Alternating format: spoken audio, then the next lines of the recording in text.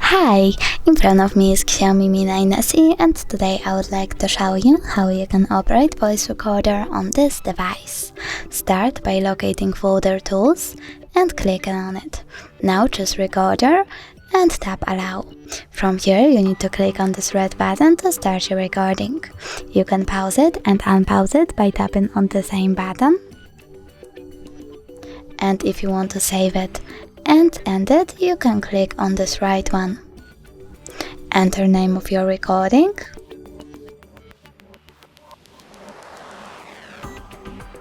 and tap OK.